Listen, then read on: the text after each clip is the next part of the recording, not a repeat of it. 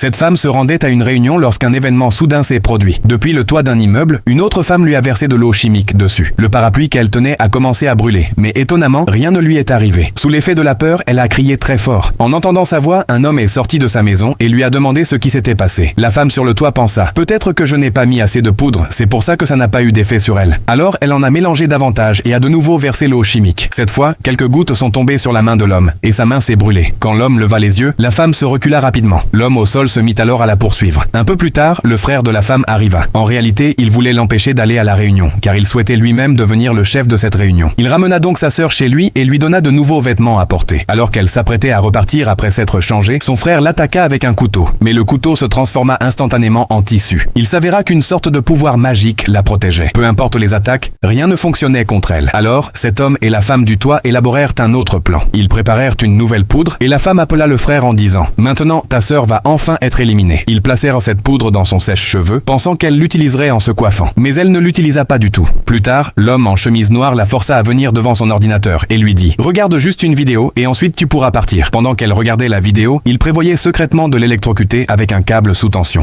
Mais soudain, la prise du câble se détacha et l'ordinateur s'éteignit. L'homme essaya rapidement de cacher ce qu'il faisait. Quand la femme regarda en bas et vit le câble débranché, elle le rebranchait. Et le choc électrique frappa alors l'homme lui-même. L'autre femme entra précipitamment, retira le câble, puis appela le frère en disant: quoi que nous essayons de lui faire, tout se retourne contre nous. En entendant cela, le frère pensa: elle me cache quelque chose. Il suivit sa sœur et la vit entrer directement dans un temple. Là, elle pria son Dieu en disant: s'il te plaît, bénis-moi dans le travail que je m'apprête à accomplir. Et bénis aussi mon frère qui veut me faire du mal. En entendant cela, son frère fut profondément ému et rempli de regrets.